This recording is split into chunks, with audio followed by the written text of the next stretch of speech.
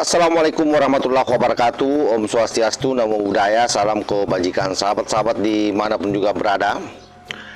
Hari ini adalah merupakan jadwal gelar perkara khusus yang akan dilakukan di Polda Metro Jaya, sahabat.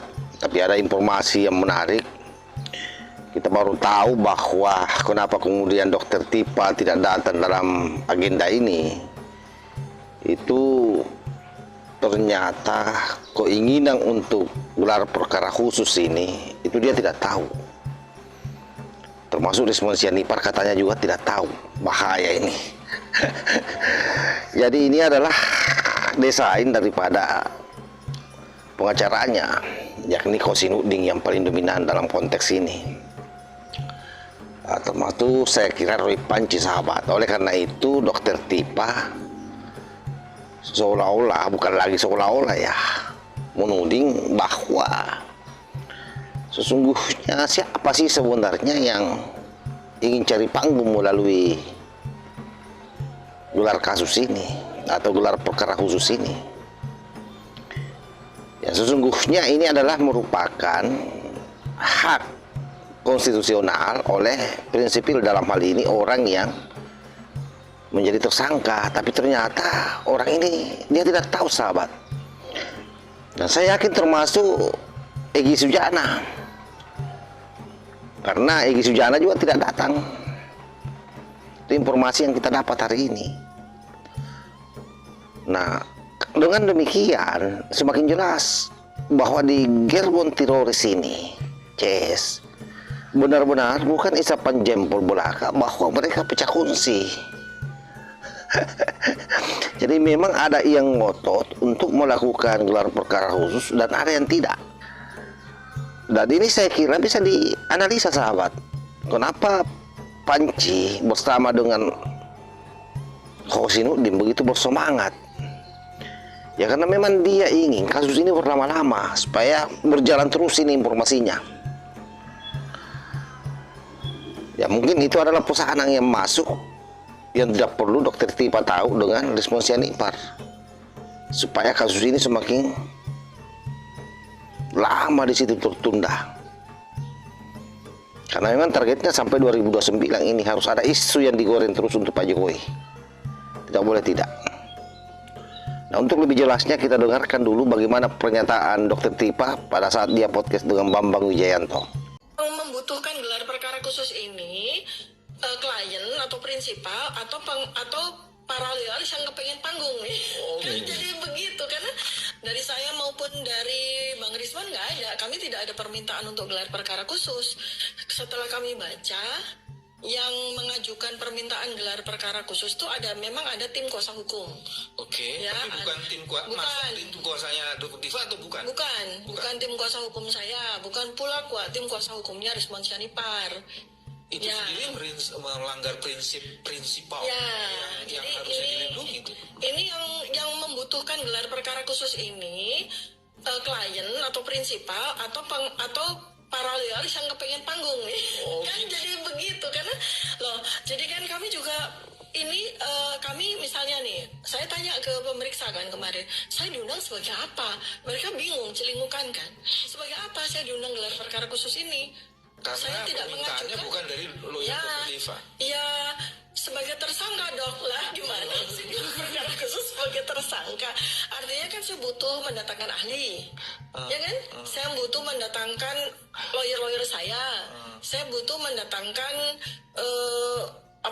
pihak-pihak yang memang saya butuhkan untuk hadir di gelar perkara khusus. Ini yang membutuhkan gelar perkara khusus ini klien atau prinsipal atau paralegal yang kepengen panggung nih. Jadi ini semakin nyata bahwa mereka sudah saling tikam dari belakang, sahabat. Ya boleh jadi seperti yang saya sampaikan tadi, Kosinuding ini sebagai ex HTI yang memang memiliki dendam yang sangat terhadap Pak Jokowi, berharap memang kasus ini berlama-lama, ya caranya harus melakukan dulu yang namanya gelar perkara khusus.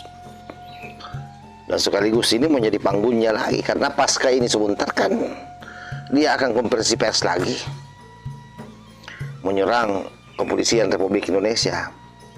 Sebab yang namanya seperti yang saya selalu sampaikan bahwa yang namanya gelar perkara khusus itu kan outputnya hanya dua. Pertama boleh jadi menjadi koreksi atas sangkaan pasal terhadap para tersangka. Yang kedua boleh jadi semakin menguatkan sangkaan pasal itu. Nah, kalau misalnya hasil gelar perkara khusus ternyata itu membuat sangkaan mereka semakin kuat bahwa dia melakukan tindak pidana dan pasal-pasal yang digunakan sudah tepat atau bahkan bisa jadi bertambah, nah dia akan mempremi lagi bahwa memang Polda Metro Jaya bekerja untuk Pak Jokowi. Para penyidik ini di bawah bayang-bayang Tormul, kan begitu lagi itu nanti. Jadi ada lagi arenanya untuk berselancar di media sosial, menjadi headline berita. Nah, Panci ini yang boleh jadi sekalipun dia sudah bukan lagi kader Demokrat, tapi bagaimanapun juga dia adalah mantan kader Demokrat. Bahkan dia sendiri ngaku sudah pernah memberikan buku terhadap Pak SBY. Punya juga kepentingan yang sama supaya kasus ini dibicarakan terus. Nah, yang cilaka ini Dokter Tipa dengan Risma Sianipar yang selama ini selalu merasa dirinya sebagai ahli, yang tidak pernah merasa diperalat. Saya kira apa saja bisa terjadi di sini, sahabat ya. Yang pasti bahwa kekuatan teroris ini betul-betul terpecah belah, belum lagi Egy Sujana. Karena Egy Sujana juga dari gelar perkara yang lalu saja dia sudah tidak sepakat.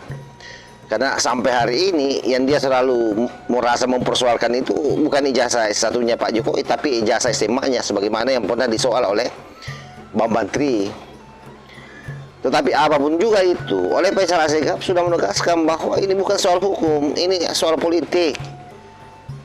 Nah, sayangnya memang ini soal politik, tapi dalam konteks bagaimana membangun narasi menjelek-jelekkan Pak Jokowi dalam konteks politik, di sana ada fitnah, ada kebohongan publik, ada ujaran kebencian, malah sebenarnya ada hasutan. Itulah yang membuat mereka ini cilaka, sehingga Faisal Asegaf juga mengatakan bahwa untuk menyelesaikan ini ya harus melalui proses persidangan. Dan Pak Jokowi juga dengan lantang mengatakan tidak boleh, harus disidang. Karena saya mau memperlihatkan ijazah saya di depan pengadilan.